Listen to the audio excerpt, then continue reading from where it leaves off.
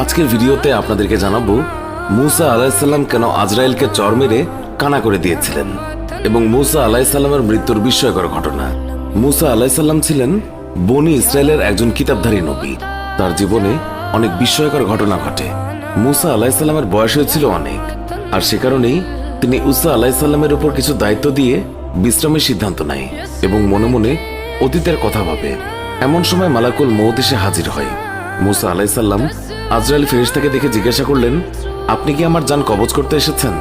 আজরাইল বললেন, হ্যাঁ, আল্লাহ হুকুম করেছে এবং আপনার সময় শেষ হয়ে এসেছে। হযরত মুসা তখন জিজ্ঞাসা করলেন, আপনি কি মুখ দিয়ে আমার জান বের করবেন? আজরাইল বললেন, হ্যাঁ। তখন তিনি বললেন, এই মুখ দিয়ে আমি স্বয়ং আল্লাহর সঙ্গে কথা বলেছি। তখন আজরাইল বললেন, তাহলে চোখ দিয়ে জান বের করব। মুসা আলাইহিসসালাম বললেন, এই চোখ দিয়ে আমি আল্লাহর নূর দেখেছি। আজরাইল বললেন, তাহলে নাক দিয়ে নেব। মুসা আলাইহিসসালাম বললেন, আমি নাক দিয়ে বেহেশতের সুঘ্রাণ নিয়েছি। আজরাইল তখন বললেন, আমার এত কথার জবাব দেওয়ার সময় নেই, আমার যেভাবে ইচ্ছে সেইভাবে আমি জান কবজ করব। হযরত মুসা আলাইহিসসালাম আজরাইলের কথা রেগে গেলেন এবং বেয়াদব বলে তাকে কষিয়ে এক চড় দিয়ে দিলেন। এতে আজরাইলের চোখ দুটি বের হয়ে যায় এবং আজরাইল আলাইহিসসালাম কানা হয়ে যায়। এই অবস্থায় আজরাইল আলাইহিসসালাম আল্লাহর কাছে চলে গেলেন এবং আল্লাহকে সব ঘটনা খুলে বললেন।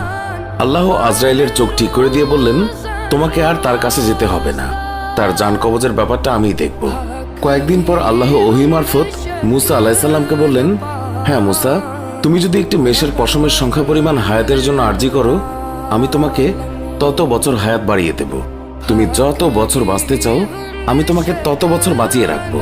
হযরত মুসা আলাইহিসসালাম এই কথা শুনে আল্লাহকে জিজ্ঞাসা করলেন, তারপরে কি আমাকে মৃত্যুবরণ করতে হবে? আল্লাহ বললেন, প্রত্যেক মানুষকেই একদিন মৃত্যুবরণ করতে হবে, এমনকি একসময় তোমাকেও তাই করতে হবে। তখন মুসা আলাইহিসসালাম বললেন, তাহলে এখনই আমার মৃত্যু হোক, তবে আমার একটা আবদার আপনার রাখতে হবে। আমি চাই মৃত্যুর আগে আমি একবার তুর পাহাড় দর্শন করে আসি। আল্লাহ মুসা আলাইহিসসালামের আবেদন মঞ্জুর করেন এবং তুর পাহাড়ে যাত্রার আদেশ দেন।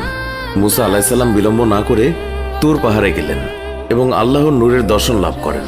আল্লাহর সাথে কিছু কথোপকথন হওয়ার পর আল্লাহ সেখান থেকে বিদায় নেন। মুসা আলাইহিসসালাম তুর পাহাড় থেকে ফেরার পথে দেখলেন 7 জন লোক একটি কবর খনন করছেন।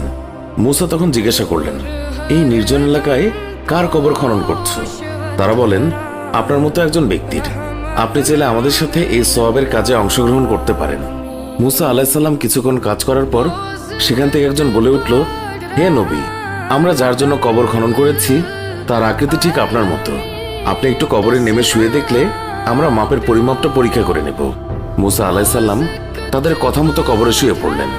শুয়ে পড়ার পর মুসা আলাইহিসসালাম বললেন, হে খোদা, এরকম নিঝুম জায়গায় তুমি আমার জন্য কবুল করে নাও। মুসা আলাইহিসসালামের কথার সাথে সাথে একজন ফেরেশতা তাকে আপেল খেতে দিল। বিসমিল্লাহ বলে যখন আপেল খাওয়া শুরু করলেন, তখন তার জান কবজ হয়ে গেল। তখন উপস্থিত ফেরেশতা মুসা আলাইহিসসালামকে কবর থেকে তুলে গোসল করিয়ে জানাজা করে কবর দিয়ে দিল। পৃথিবীতে তার কবরের অস্তিত্ব আজও অজানা রয়ে গেছে। তিনি প্রায় 150 বছর বেঁচে ছিলেন। এই ছিল আমাদের আজকের ভিডিও।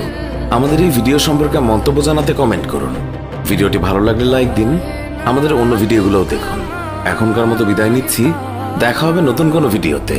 ভালো থাকবেন, ধন্যবাদ সবাইকে। একবার এক ব্যক্তি হযরত আলী রাদিয়াল্লাহু আনহু এর কাছে এসে জিজ্ঞেস করলেন, ইয়া আলী, আমি যে মানুষটিকে